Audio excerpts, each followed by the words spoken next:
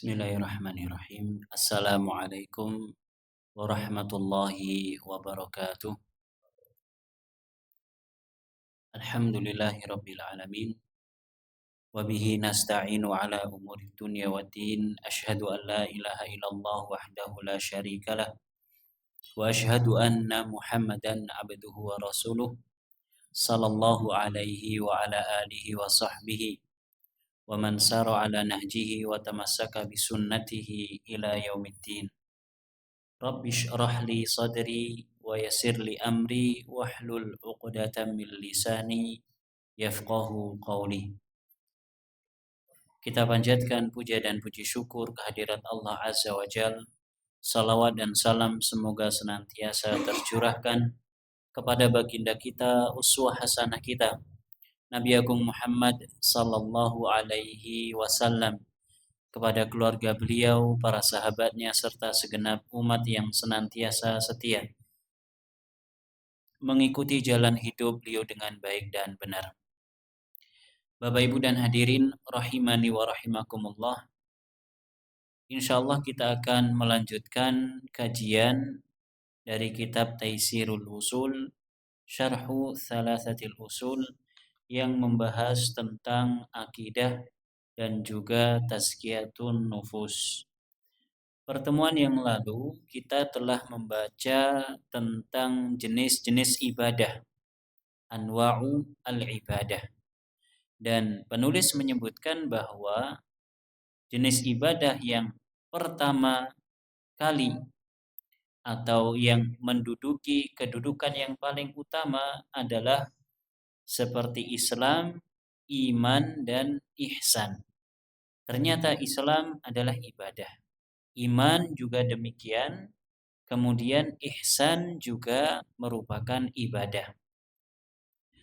Lalu kita terhenti pada pembahasan tentang tiga perkara ini. Beliau menyebutkan wa martabatul islami hiya awsa'u dawairid-din. Tingkatan Islam itu merupakan bagian dari agama yang paling luas lingkarannya. Jadi tadi kita sebutkan ada Islam, iman, dan ihsan. Tiga hal ini merupakan tingkatan-tingkatan yang ada dalam agama kita. Tingkatan-tingkatan yang ada dalam agama kita. Yang paling luas cakupannya adalah Islam. Jadi Islam itu kalau boleh kita gambarkan dia seperti lingkaran yang luas. Baru di dalamnya yaliha martabatu al-iman. Di dalamnya ada lingkaran yang kedua yaitu iman. Tingkatan yang kedua yaitu iman. Wa hiya adyaqu min dairatil Islam. Dan iman ini lebih sempit dibandingkan Islam. Tsumma dairatul ihsan wahya adyaqu tilkad dawair. Lalu yang berikutnya dari kedua lingkaran yang kita gambarkan tadi, Islam, di dalamnya ada iman, nah di dalamnya lagi ada ihsan. Dan ihsan ini lebih sempit lagi. Bagaimana penjelasannya? Islam, Bapak Ibu rahimani wa rahimakumullah, seseorang mengucapkan syahadat asyhadu an la ilaha illallah wa asyhadu anna Muhammadan Rasulullah, masuk Islam atau tidak? Masuk Islam. Masalahnya, apakah di dalam hatinya sudah pasti ada keimanan? Sudah pasti ada keimanan? Belum tentu. Mungkin sudah ada minimal iman kepada Allah Subhanahu wa taala dan kepada Rasulullah karena dia telah bersyahadat. Lalu bagaimana dengan keimanan yang lain? Belum tentu. Keimanan kepada Allah dan Rasulullah saja mungkin masih belum semantap keimanan kaum muslimin secara umum. Maka orang yang masuk Islam belum tentu dia beriman dengan keimanan yang menyeluruh dan sempurna. Apalagi sampai dia naik ke tingkat ihsan.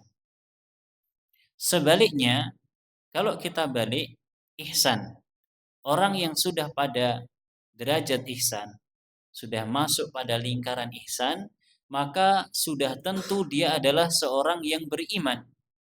Dan orang yang beriman sudah tentu orang yang Islam. Kalau tadi yang pertama, orang yang Islam belum tentu dia iman. Orang yang iman belum tentu dia ihsan. Dan ini terjadi tidak hanya di zaman kita, bahkan di zaman Nabi Sallallahu Alaihi Wasallam. Di akhir surat Al-Hujurat, Nabi Sallallahu Alaihi Wasallam didatangi oleh orang-orang Arab Badui. Orang Arab Badui itu orang-orang yang tinggal di padang pasir, jauh dari peradaban kaum muslimin. Kaum muslimin tinggal di perkampungan atau di perkotaan. Mereka tinggal di luar, tersibukkan dengan menggembala, tersibukkan dengan aktivitasnya. Dia datang, kemudian mengatakan, qalatil a'rabu amanna. Dia mengatakan, saya telah beriman. Apa jawaban Allah Subhanahu wa taala? Qul lam tu'minu walakin qulu aslamna. Katakan wahai Nabi kepada orang Badui ini, kamu belum beriman, tapi kamu telah masuk Islam. Artinya apa? Orang yang Islam belum tentu beriman, apalagi sampai berihsan. Karena ihsan derajatnya lebih tinggi lagi. Wallahu taala a'lam. Wadakhiluna fi dairatil ihsan humul aqallu min ibadi Allah. Orang yang masuk ke dalam tingkatan ihsan, mereka jumlahnya hanya sedikit, bahkan paling sedikit dari kalangan hamba Allah Subhanahu wa taala. Kalau kita yang duduk di masjid ini, kita difilter dengan 3 filter tadi, Islam, iman, dan ihsan. Mungkin yang lolos sampai ihsan bisa dihitung jari. Filter yang pertama Islam, semuanya masuk insya Allah. Semuanya muslim. Filter yang kedua iman. Nah ini mulai. Ada yang imannya ragu-ragu, ada yang belum paham masalah keimanan tertentu. Mungkin ada 1-2 orang yang terjaring dalam filter atau saringan iman. Kemudian saringan yang ketiga ihsan. Mungkin nggak ada di antara kita atau belum ada yang sampai derajat ihsan. Dan Nabi SAW menafsirkan derajat ihsan ini dengan anta'budallaha ka'annaka tarahu fa illam takun tarahu fa innahu yaraka. Ihsan memiliki 2 tingkatan. Yang pertama, seseorang beribadah seakan-akan langsung melihat Allah. Pertanyaannya, siapa di antara kita yang kalau ibadah seakan-akan melihat Allah secara langsung? Mungkin belum ada. Atau tingkatan yang kedua, fa illam takun tarahu fa innahu yarak. Kalau dia tidak mampu untuk mendatangkan perasaan yang demikian itu, seakan-akan melihat Allah langsung, maka dia menyadari bahwasanya Allah senantiasa melihatnya. Siapa di antara kita ketika beribadah dia betul-betul fokus, khusyuk, betul-betul merasa sedang di hadapan Allah Subhanahu wa taala? Ya mungkin ada sebagian kita, cuman beberapa orang saja. Ini tingkatan ihsan. Dan mungkin itu hanya dilakukan ketika sholat saja. Ketika ibadah yang lain belum tentu. Padahal ibadah sangat banyak. Ya kalau kita mau introspeksi diri, ngecek diri kita masing-masing, ya masih banyak doa-doa yang kita panjatkan dalam keadaan lalai. Dungo, bibirnya membaca doa, Umi membaca doa, tapi hatinya kosong dari harapan tersebut. Lalai di dalam berdoa, bahkan di dalam sholat. Fawailul lil musallin alladzina hum an sholatihim sahun.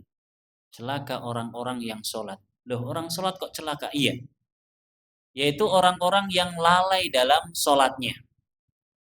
Dia sholat, tapi dia lalai dalam sholatnya. Dalam sholatnya lalai, tidak menghadirkan hati, tidak menghadirkan kekhusyuan kepada Allah Subhanahu wa taala.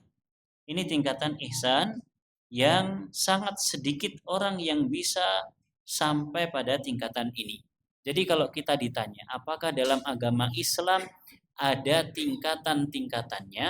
Maka jawabannya iya. Dalam Islam ada tingkatan-tingkatan. Yang pertama Islam itu sendiri, kemudian iman, kemudian ihsan. Bagaimana dengan pembagian tingkatan yang lain? Syariat, terus ma'rifat, terus hakikat, terus yang tertinggi apa? Syariat. Ya, masih syariat saja. Kemudian ma'rifat. Kemudian hakikat. Ini yang ngeri yang paling atas. Hakikat. Meskipun mungkin itu merupakan bentuk penerjemahan daripada Islam, iman, dan ihsan, namun tidak digunakan oleh Nabi SAW secara lafadz. Dan inilah Ahlussunnah. Ahlussunnah, kalau ada lafadz dari Nabi SAW secara jelas dan tegas, maka mereka akan menggunakan lafadz dari Nabi SAW. Mendahulukan lafadz Nabi daripada lafadz buatan manusia.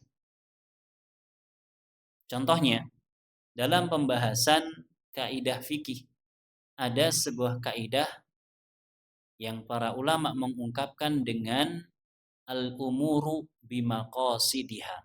Segala sesuatu tergantung niatnya. Segala sesuatu tergantung niatnya. Nabi SAW memiliki ungkapan yang lebih jelas dan tegas. Apa itu? Innamal a'malu binniyat. Sehingga sebagian para ulama mereka lebih memilih nas, ungkapan dari Nabi SAW daripada ungkapan yang dibuat oleh para ulama. Kenapa? Ihtiraman lin Nabi SAW, dalam rangka untuk menghormati Nabi, mengagungkan Nabi SAW. Kembali ke pembahasan kita. Wahiyya martabatun zakiyatun aliyatun la yanaluha illa man istafahum.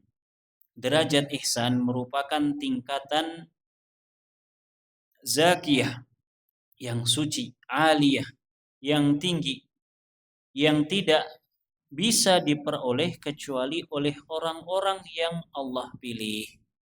Ihsan adalah tingkatan yang tinggi, yang hanya Allah peruntukkan bagi orang yang Allah pilih.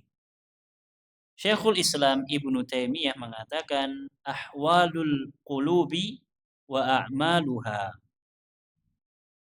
Keadaan hati dan amalan-amalan hati, mislu, contohnya seperti mahabbatillahi wa rasulillahi sallallahu alaihi wasallam, cinta kepada Allah dan Rasulullah, wa khasyatillah, takut kepada Allah Subhanahu wa taala, wa tawakkuli alaih, bertawakal kepadanya, was-sabri ala hikamihi, bersabar terhadap hikmah-hikmahnya. Bersabar terhadap hikmah-hikmahnya. Hikmah-hikmah Allah Subhanahu wa taala. Semua perbuatan Allah Subhanahu wa taala ada hikmahnya. Ada tujuan di akhirnya. Terkadang tujuan di akhir tersebut kurang mengenakkan kita. Takdir yang buruk bagi kita, maka kita bersabar. Wa syukrilahu, bersyukur kepadanya. Wal inabati ilaih, kembali kepadanya.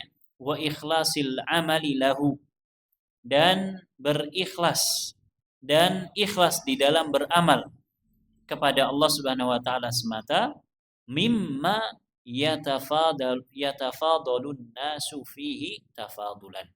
Ini semua merupakan amalan-amalan yang manusia berbeda-beda dalam meraihnya.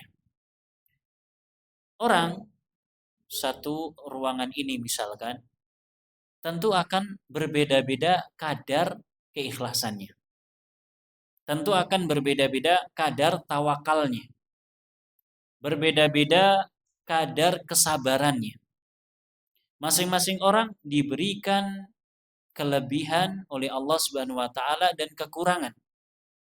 Ada yang bisa bersabar dalam menghadapi satu masalah, dia bersabar. Satunya lagi masalah yang sama, dia nggak bisa sabar atau kurang sabar.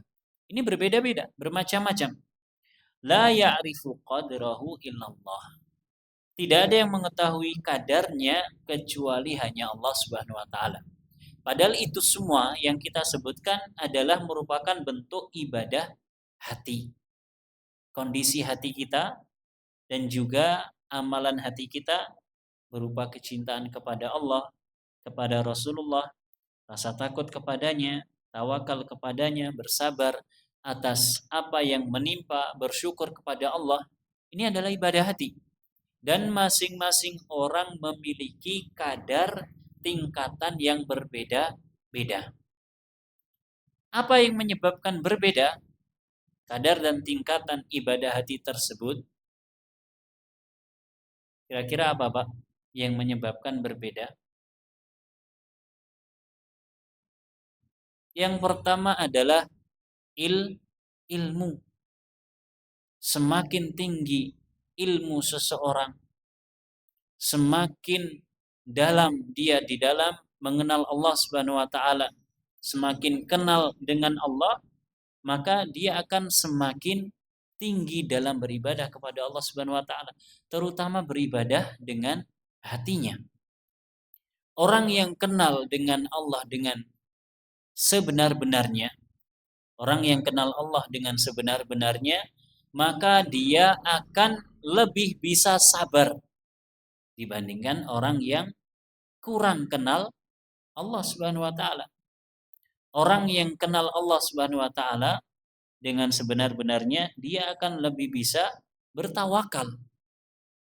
Tawakalnya tentu lebih besar dibandingkan orang yang tidak kenal Allah Subhanahu wa taala. Lalu berikutnya, Bapak Ibu dan hadirin rahimani wa rahimakumullah, wa minha, dan di antara bentuk ibadah yang disebutkan penulis di sini, ay wa min anwa'il ibadat aydan allati amarallahu biha, yang Allah perintahkan. Di antaranya ad-du'a, doa. Doa adalah ibadah. Nanti di akhir akan ada penjelasan beserta dalilnya. Wa inzalul hawaiji bihi subhanahu, menurunkan hajat-hajat,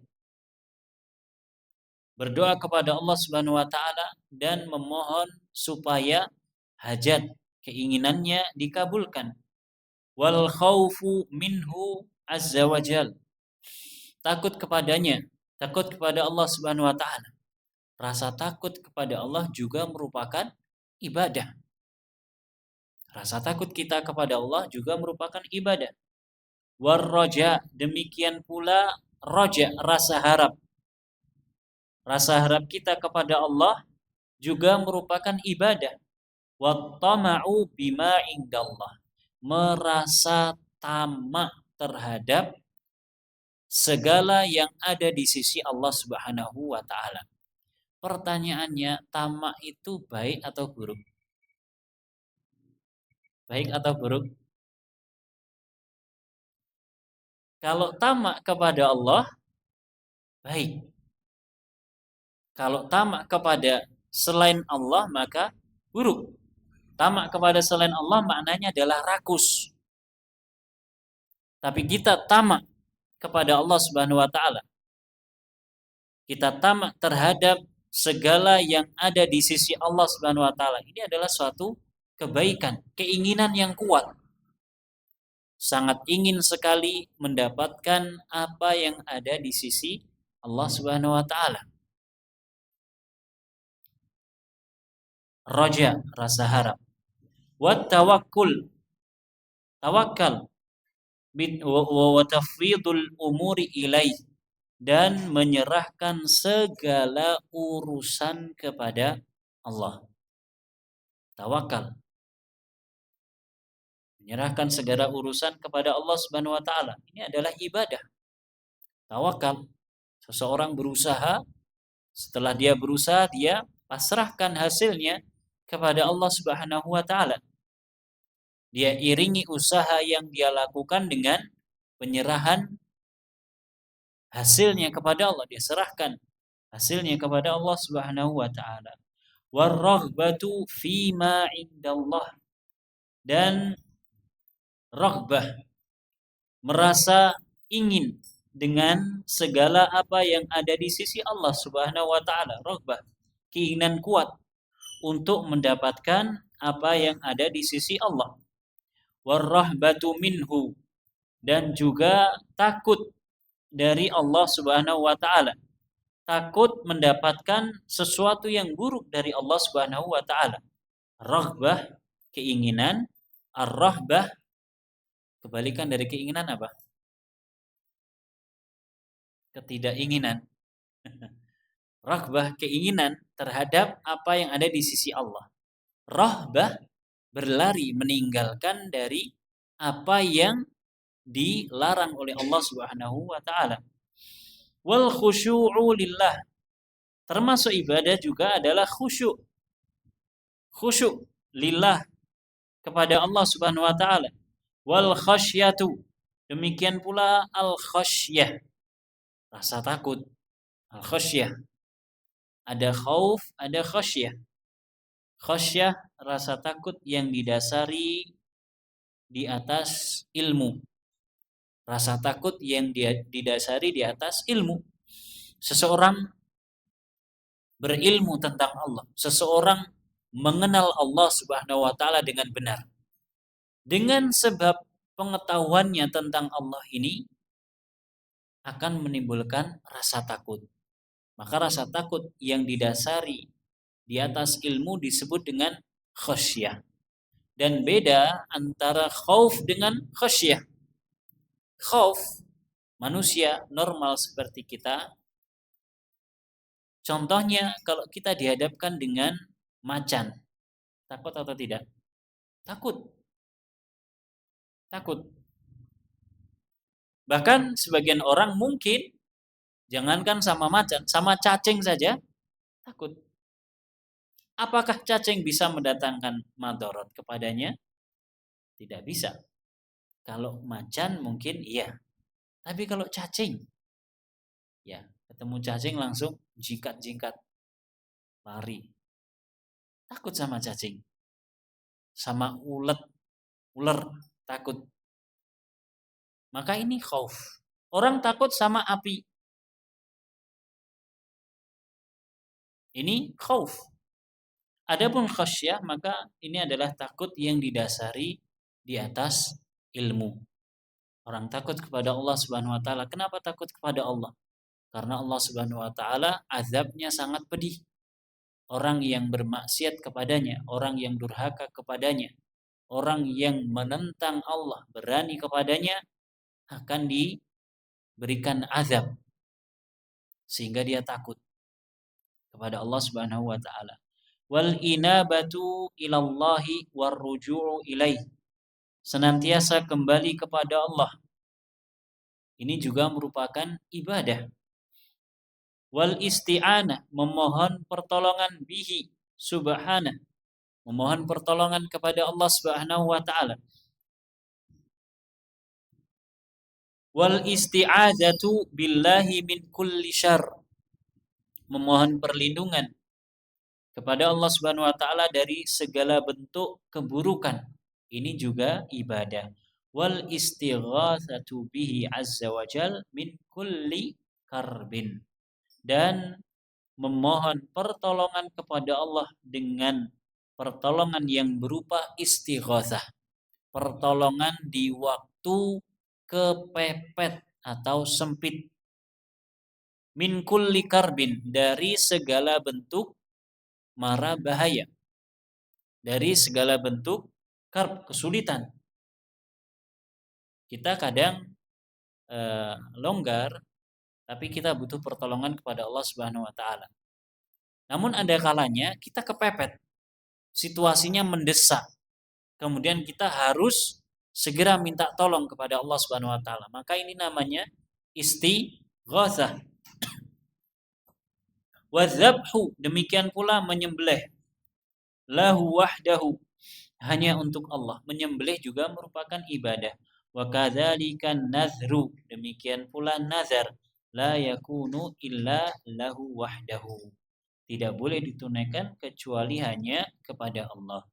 Wa ghairu dzalika min anwa'il ibadah al-mutanawwi'ah, dan selain itu semua yang merupakan bagian dari ibadah yang macamnya sangat banyak. Allati amarallahu biha, yang Allah perintahkan. Kabirril walidain, contoh ibadah yang lainnya yang tidak disebutkan oleh penulis, seperti birrul walidain. Napa niku? Berbakti kepada orang tua juga merupakan ibadah. Berbakti kepada orang tua juga merupakan ibadah. Dan berbakti kepada orang tua itu berlaku tatkala mereka masih hidup dan ketika mereka sudah wafat. Ketika mereka masih hidup, jelas kita ya berbakti kepadanya, kepada mereka berdua, tidak mengangkat suara, bahkan tidak mengatakan tidak atas perintah yang datang dari keduanya selagi bukan perintah untuk berbuat maksiat. Kemudian sepeninggal mereka, setelah mereka wafat, masih ada bakti. Contohnya seperti apa? Mendoakan mereka yang telah wafat. Mendoakan mereka yang telah wafat dari orang tua kita. Jangan dikira wis itu ya wis selesai masa bakti. Ya tidak. Bakti kita masih terus berlanjut. Dan bahkan kita merupakan aset terbaik bagi kedua orang tua kita. Idza mata ibnu Adam in qata'a anhu amaluhu illa min salas. Kalau manusia meninggal, seluruh amalannya terputus. Orang sudah meninggal, orang sudah mati, tidak bisa beramal lagi. Terputus amalannya. Kecuali salah satu dari 3 hal. Disebutkan dalam hadis itu, salah satunya apa? Waladun salihun yad'u lahu, anak soleh yang mendoakannya. Maka tugas kita ya berusaha untuk jadi anak soleh. Lah aku wis duwe putu kok anak soleh iki pripun?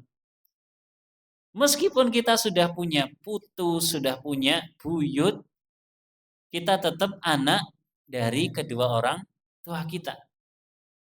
Ya kalau nggak mau jadi anak soleh, ya jadi orang soleh yang mendoakan kedua orang tuanya. Karena kita adalah aset terbaik untuk mereka. Tugas kita adalah mendoakan mereka minimalnya. Kemudian diantara berbakti kepada orang tua sepeninggal mereka adalah dengan menyambung silatul ukhuwah atau bahkan silaturrahim yang ada. Orang tua kita punya saudara. Bahkan mungkin orang tua dari orang tua kita masih hidup. Maka kita wajib menyambung kepada mereka. Simbai tasih gesang. Nah, kita harus berbakti kepada Simbah. Karena dia adalah orang tua dari orang tua kita. Kemudian menyambung hubungan kekerabatan. Di antaranya yang paling dekat ya silaturahim itu dengan saudara-saudari dari orang tua kita yang telah meninggal. Demikian pula menyambung ya kekerabatan yang telah terjalin dengan orang tua kita. Kita sambangi teman-teman orang tua kita. Ini termasuk bentuk berbakti kepada orang tua kita. Dan ini dilakukan oleh Nabi kita Muhammad sallallahu alaihi wasallam. Bukan perkara yang baru, bukan. Nabi mendatangi orang-orang yang dahulunya dekat dengan orang tua beliau sallallahu alaihi wasallam. Wasilatil arham, demikian pula menyambung hubungan rahim. Hubungan rahim. Ya, rahim itu lebih khusus dibandingkan kerabat. Jadi silaturahim tidak bisa kita terjemahkan dengan menyambung tali kekerabatan. Tali rahim sendiri, tali kekerabatan sendiri. Ajeng ten bundi, Pak? Mau ke rumahnya Pak Irwan, ngapain? Mau silaturahim. Memang Pak Irwan ada hubungan rahim? Ya ada, tapi jauh. Jauh sampai mana? Sampai Mbah Adam. Ini terlalu jauh. Kalau dengan kawan, dengan teman, ya silatul ukhuwah, menyambung persaudaraan. Tapi kalau dengan keluarga, silaturahim, orang yang dikumpulkan oleh Allah Subhanahu wa taala dengan sebab adanya rahim. Rahim hakiki yang ada pada wanita. Maka ini hukumnya adalah wajib. Dan tidak boleh seorang muslim memutus hubungan silaturahim. Meskipun mungkin saudaranya tidak muslim. Tetap dia harus menyambung hubungan silaturahim. Kemudian yang lebih luas dari silaturahim adalah kekerabatan. Yang menyambung kekerabatan. Ya, kalau silaturahim itu saudara-saudari kita, seayah seibu atau seayah saja atau seibu saja. Kemudian kakek kita, nenek kita ke atas, kemudian ke bawah ke anak-anak kita. Kalau kekerabatan di luar itu, misalnya anak Pak D kita, kerabat dengan kita. Kemudian anak dari adiknya simbah kita, kerabat dengan kita. Rahim ini lebih sempit. Ya, di luarnya ada kerabat. Wa ikramud dhaif, demikian pula memuliakan tamu. Lalu bagaimana dengan menyambung kekerabatan tadi? Kalau tamu saja harus kita muliakan, maka tentunya orang yang masih memiliki hubungan darah dengan kita, meskipun kerabat agak jauh, maka tentu lebih layak untuk kita muliakan. Wa husnul khuluq, demikian pula akhlak yang baik. Ini juga merupakan ibadah. Ya, akhlak yang baik juga merupakan ibadah. Bahkan Nabi mengatakan senyum yang kita nampakkan kepada saudara kita merupakan sedekah. Wa kulli ma yuhibbuhullahu wa yardahu minal aqwali wal a'mali adh-dhahirah wal batinah. Dan segala sesuatu yang Allah cintai dan Allah ridhoi, baik itu berupa ucapan ataupun perbuatan, baik itu yang nampak secara lahiriah ataupun yang tidak nampak. Ini semuanya bernilai ibadah. Kata Syekhul Islam, al-ibadatu ismun jami'un likulli ma yuhibbuhu Allah wa yardahu minal aqwali wal a'mali al-batinah wal-zahirah. Segala sesuatu yang Allah cintai dan Allah ridhoi. Segala sesuatu yang Allah cintai dan Allah ridhoi. Baik berupa ucapan atau perbuatan kita. Baik perbuatan atau ucapan itu nampak atau tidak nampak, maka itu adalah ibadah. Dengan catatan apa tadi? Harus yang Allah cintai dan Allah ridhoi. Harus yang Allah cintai dan Allah ridhoi. Bagaimana kalau ini perbuatan baik? Baik. Tapi kalau kita tinjau secara syariat, Allah tidak cinta karena menyelisihi Rasulullah Sallallahu Alaihi Wasallam. Maka yang semacam ini bukan merupakan ibadah. Karena syaratnya harus Allah cintai dan Allah ridhoi. Bagaimana kita tahu suatu ucapan atau suatu perbuatan, suatu amalan, suatu amalan yang bersifat ucapan ataupun perbuatan itu Allah cintai atau Allah ridhoi, bagaimana kita tahu? Ya kita lihat bagaimana Rasulullah Sallallahu Alaihi Wasallam. Tolak ukurnya adalah Rasulullah Sallallahu Alaihi Wasallam. Apakah kira-kira ini kalau kita lakukan atau kita ucapkan di hadapan Nabi Sallallahu Alaihi Wasallam, beliau akan menyetujui atau tidak? Kalau tidak, ya sudah. Berarti bukan sesuatu yang Allah cintai dan Allah ridhoi. Wal ibadatu tashmalu jami'a anwa'it ta'at.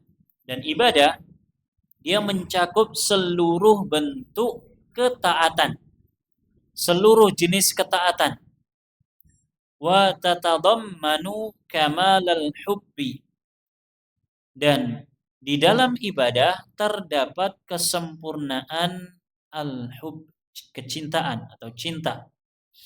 Orang yang beribadah maka harus ada di dalam ibadah yang dia tunaikan itu kecintaan kepada Allah Subhanahu wa taala yang dia ibadahi, yang dia sembah, dan kepada ibadah yang sedang dia tunaikan. Kecintaan kepada Allah dan kepada ibadah yang dia tunaikan. Sehingga dia menunaikan ibadah tersebut karena cinta kepada Allah Subhanahu wa taala, bukan karena terpaksa. Bukan karena terpaksa. Dia cinta kepada Allah, makanya dia tunaikan ibadah tersebut. Dia cinta kepada ibadah tersebut, maka dia tunaikan. Bersamaan dengan itu dibarengi dengan wa kamalu at-ta'zim. Dibarengi dengan kesempurnaan pengagungan terhadap Allah Subhanahu wa taala. Tidak hanya sebatas cinta kepada Allah, kepada ibadah yang sedang dia tunaikan, namun juga dibarengi dengan pengagungan Allah. Dia melaksanakan ibadah sembari mengagungkan Allah Subhanahu wa taala. Apa manfaatnya seseorang sholat tapi hatinya lalai, dia tidak mengagungkan Allah Subhanahu wa taala. Dia tidak mengagungkan sholat yang dia kerjakan. Yang penting sholat, gugur ke kewajiban. Apa manfaatnya? Tidak ada. Maka ibadah yang benar-benar ibadah yang didasari dengan cinta kepada Allah Subhanahu wa taala. Kemudian didasari dengan pengagungan kepadanya. Wa kamalur raja'i wal khasyah. Didasari pula dengan kesempurnaan rasa harap dan rasa takut kepada Allah Subhanahu wa taala. Orang yang beribadah kok dia tidak mengharapkan pahala, mengharapkan balasan dari Allah, maka apa manfaatnya orang beribadah? Demikian pula khasyah, rasa takut. Orang yang beribadah kok tidak ada rasa takut, ibadahnya tidak diterima. Rasa takut dari ancaman neraka, maka apa manfaatnya dia beribadah? Seperti orang-orang sufi yang mereka mengatakan kami beribadah kepada Allah karena kecintaan kami kepada Allah. Apakah kalian tidak mengharapkan pahala dari Allah, roja? Apakah kalian tidak takut kalau ibadah kalian tidak diterima? Kalian tidak takut dengan ancaman neraka Allah Subhanahu wa taala? Jawaban mereka apa? Tidak. Pokoknya cinta kepada Allah. Pokoknya cinta kepada Allah Subhanahu wa taala. Sehingga apa? Sehingga ibadah yang mereka tunaikan ngawur. Yang mereka anggap baik dilakukan. Ya, yang mereka anggap baik dilakukan. Contoh sederhananya seperti orang sufi yang menari sambil muter-muter. Menurut kita ibadah atau bukan? Menurut kita ibadah atau bukan? Bukan, tapi menurut mereka ibadah. Menurut mereka ibadah. Allah musta'an. Ya, ini orang sufi yang beribadah kepada Allah hanya dengan cinta saja. Ada orang-orang khawarij yang mereka beribadah kepada Allah dengan rasa takut saja. Sehingga Pak, sedikit-sedikit kalau ada orang melakukan kesalahan langsung dihukumi kafir atau dosa besar minimalnya. Di sisi yang lain ada orang-orang Murji'ah. Bagaimana orang-orang Murji'ah ini? Orang-orang yang membesarkan rasa harap kepada Allah. Wis rapopo, angger salat aman. Orang-orang Murji'ah, Allah itu Maha Pengampun. Allah itu kasih sayangnya luas. Dan dai-dai Murji'ah ini ada. Biasanya kata-katanya lembut, enak didengar, ada. Dan digandrungi oleh sebagian kaum muslimin yang hijrah. Tidak sadar. 3 pilar ibadah ini yang merupakan rukun ibadah harus ada di setiap ibadah yang kita tunaikan. Apa saja? Cinta, al-mahabbah, kemudian khauf dan roja. Dan semuanya harus seimbang. Kalau kita beribadah, kita harus cinta kepada Allah, cinta kepada ibadah yang kita tunaikan. Kalau kita beribadah, kita harus ada rasa takut dan ada rasa harap. Sehingga seimbang. Kalau sampai salah satunya cacat, maka akan cacat ibadah tersebut. Bahkan akan cacat keyakinannya. Na'udzubillahi min dzalik.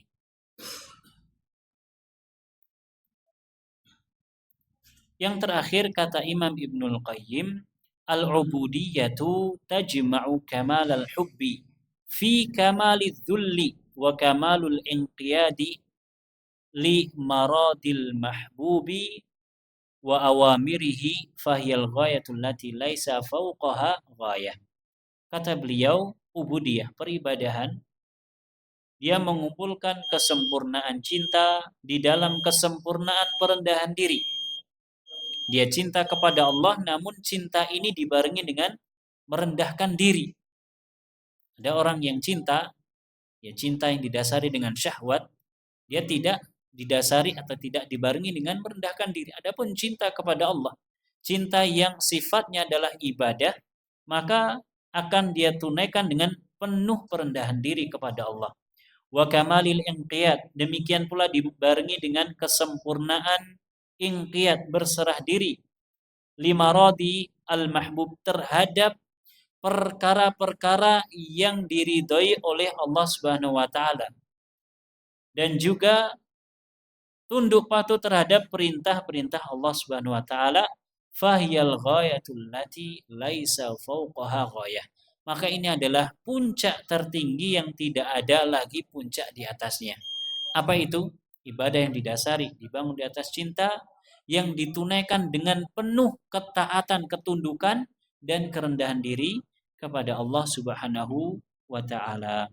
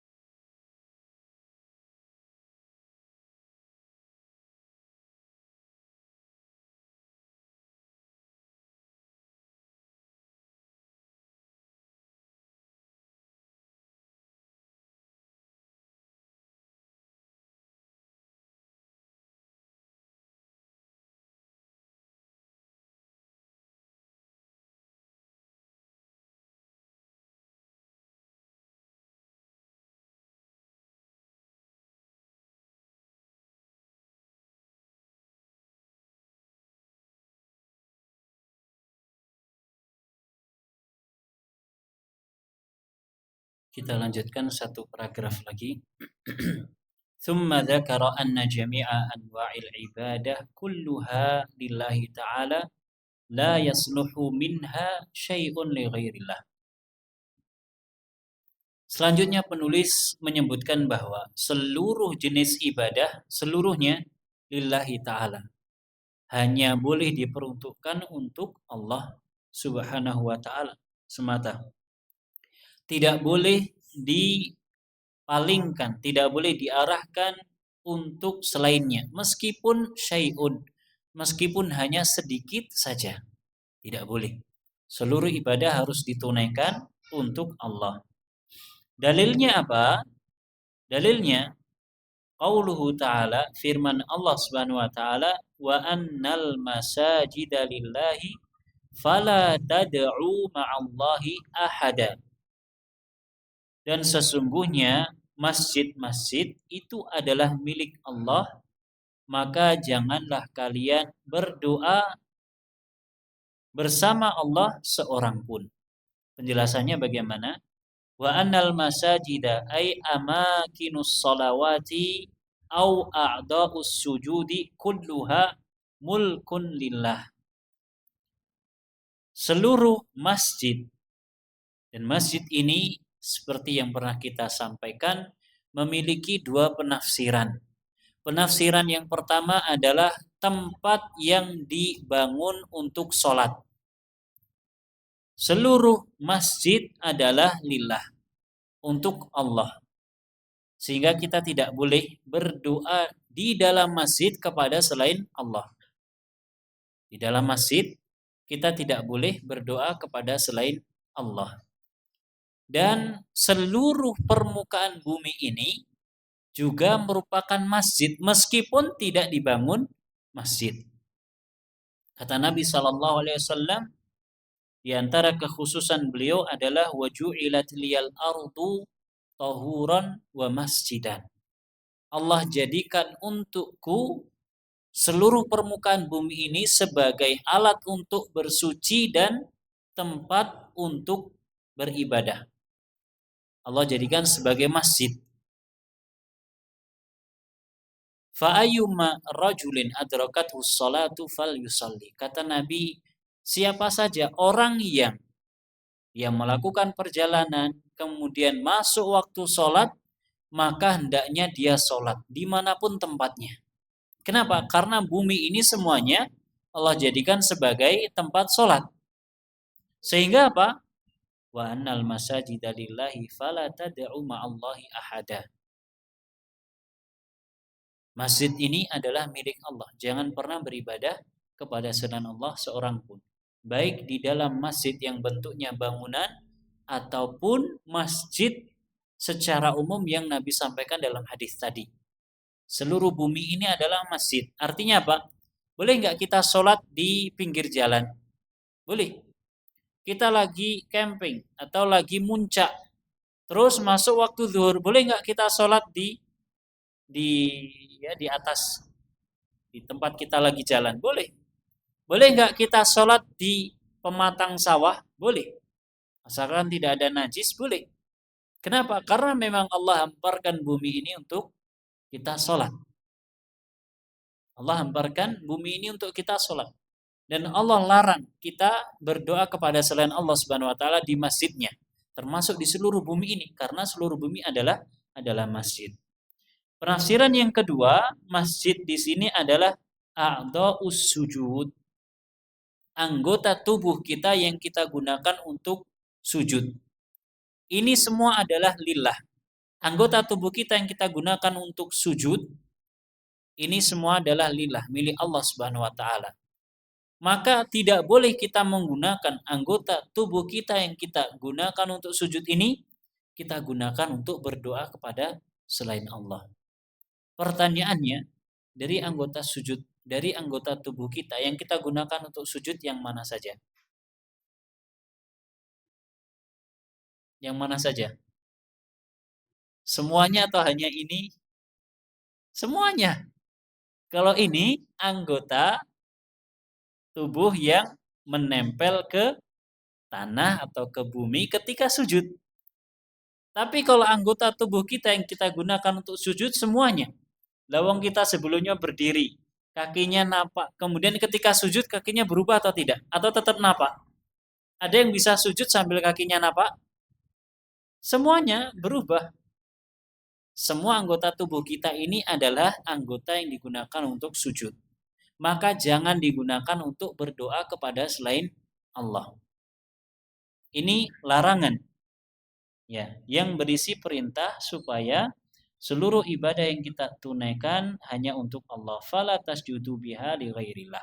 Janganlah sujud dengannya kepada selain Allah. Wala tusyriku fil ardi, dan janganlah kalian berbuat kesyirikan di atas muka bumi. Ma'allahi ahadan. Kalian melakukan kesyirikan kepada selain Allah, kalian persekutukan dengan selainnya. Kainan mankana, siapapun orangnya. Artinya siapa saja yang dijadikan objek kesyirikan tersebut. Orang yang melakukan kesyirikan, Bapak Ibu rahimani wa rahimakumullah, sejatinya dia seakan-akan menduakan Allah Subhanahu wa taala. Maka jangan pernah menduakan Allah dengan sesuatu apapun. Bentuknya apa saja tidak boleh. Bentuknya apa saja tidak boleh. Makhluk yang besar tidak boleh, makhluk yang kecil tidak boleh. Semuanya terlarang. Fa innal arda jami'aha mulkun lillahi wahdah. Karena bumi seluruhnya adalah milik Allah semata. Fa afriduhu fiha bil ibadah.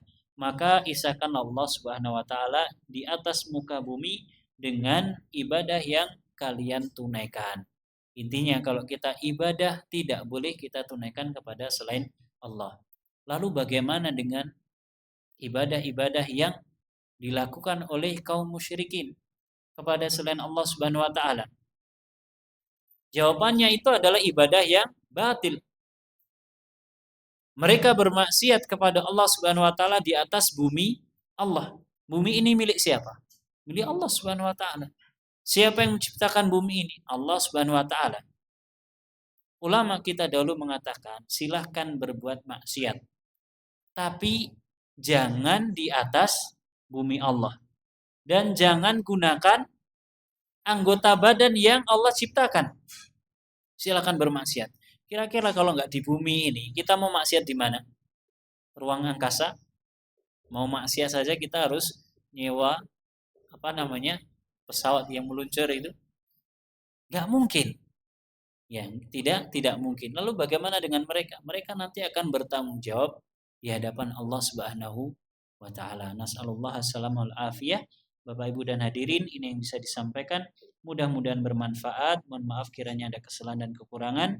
Wa sallallahu ala nabiyyina Muhammad wa ala alihi wa sahbihi wa sallama tasliman katsira.